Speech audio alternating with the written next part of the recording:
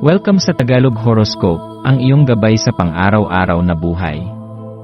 Hatid namin ang pinakadetalyadong horoscope na magsisilbing gabay mo sa pera, trabaho, pag-ibig, kalusugan, at swerte. Naway magtagumpay sa buhay ang lahat ng ating tagapakinig at subscribers sa buong mundo.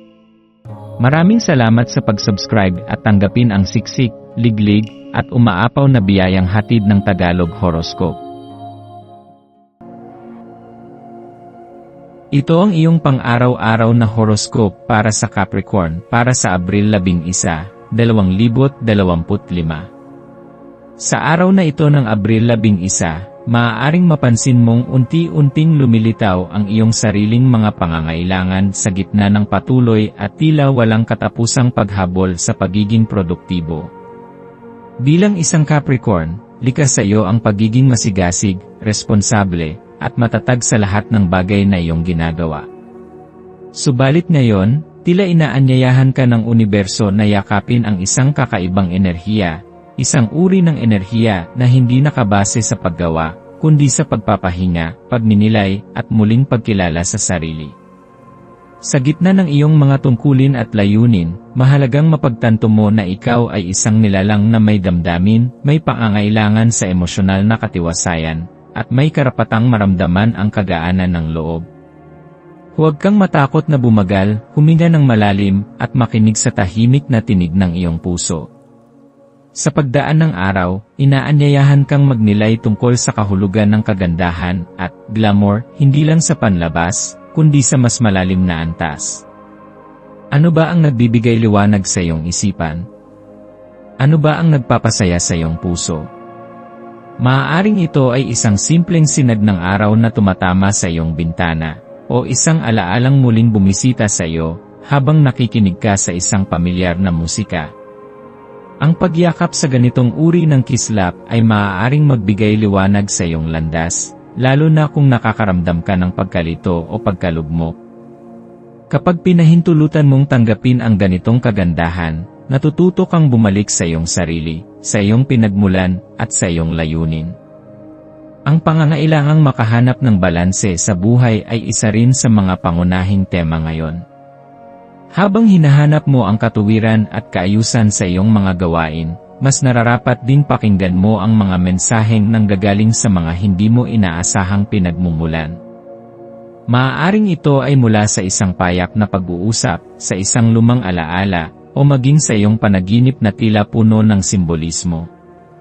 Minsan, ang pinakamahalagang aral ay hindi binibigkas ng malakas kundi isinusulat sa hangin ng pagkakataon, nasa iyong mga palad kung paano ito babasahin. Maging bukas sa pag-unawa at tandaan na ang karunungan ay hindi palaging nasa lohika. May mga bagay na nararamdaman bago maunawaan, at iyon ang tunay na daan patungo sa personal na paglaya. Ang pagharap sa isang matagal ng pasaning emosyonal, lalo na kung ito ay konektado sa pamilya o sa mga pinagmulan, ay isa sa mga pinakamapagpalayang gawain na maaari mong gawin sa araw na ito. Ang bigat na ito, bagamat matagal mo nang kinikimkim, ay hindi kailangang manatili sa iyong balikat magpakailanman. Maaaring ito ay isang sama ng loob, isang hindi pa napapatawad na pagkakamali, o isang pananabik na hindi mo kayang sabihin. Sa pagkakataong ito, bigyan mo ng puwang ang iyong sarili na patawarin, hindi lamang ang iba, kundi ikaw mismo. Karapat-dapat kang makaramdam ng kaluwagan sa dibdib. Karapat-dapat kang makaranas ng kapayapaan. Kapag ikaw ay natutong magbitiw sa mga bagay na hindi mo na kontrolado, doon nagsisimula ang tunay na kalayaan.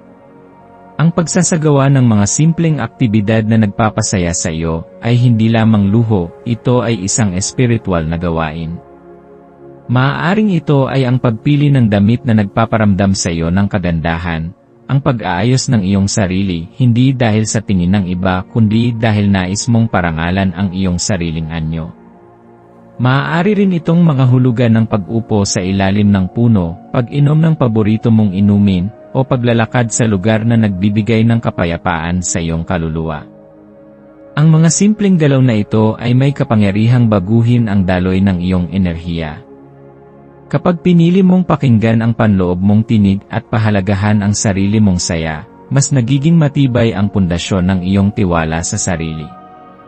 Ang mga masuswerteng elemento para sa araw na ito ay makatutulong sa iyo na mapalalim ang koneksyon mo sa kasalukuyang enerhiya. Ang maswerteng kulay mo ngayon ay pilak, isang kulay na sumisimbolo ng kaliwanagan, intuisyon, at katahimikan ng isipan.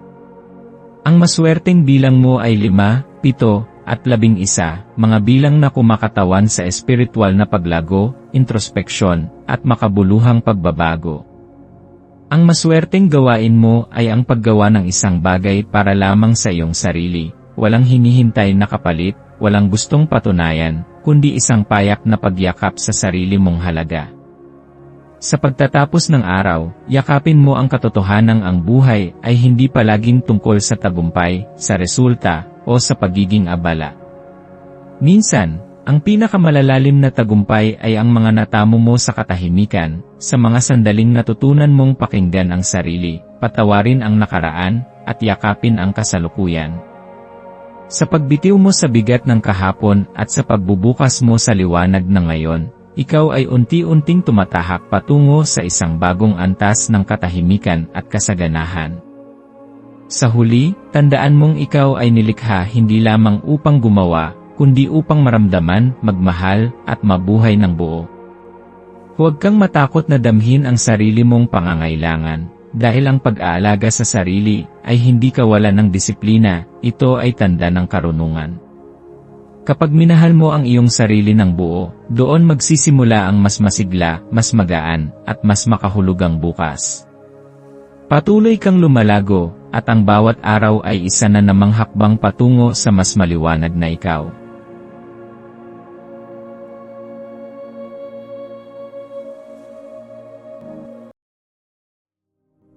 Tayo ay magkaroon ng kaunting sandali upang ipagdasal ang lahat ng mga dalangin ng ating mga subscribers, na sana'y matamo nila ang kanilang mga pinapangarap sa buhay, magandang trabaho, mabuting kalusugan, payapa at masayang pamumuhay, at siksik, liglig, at umaapaw na biyaya at kayamanan. Ipinagdarasal namin ng mataimtim ang lahat ng mga komento sa nakaraang video, at hinihiling namin, Panginoon, na pagpalain mo ang ating mga subscribers ng masayang buhay sa mundong ibabaw. Maraming salamat po. Maaari kayong mag-subscribe sa aming channel na Daily Prayer, kung saan nag-a-upload kami ng pang-araw-araw na Catholic Gospel Readings, Reflections, at Daily Rosary Reading para sa lahat ng misteryo ng araw. Tulungan ninyo kaming buuin ang community na ito at mag-subscribe na. Ang link ay nasa description box. Maraming salamat sa panonood ng iyong horoscope ngayon araw. Naway gabayan ka ng mga bituin sa iyong landas. Huwag kalimutang mag-like, share, at subscribe para sa iba pang cosmic na kaalaman. Hanggang sa muli, manatiling konektado sa universo.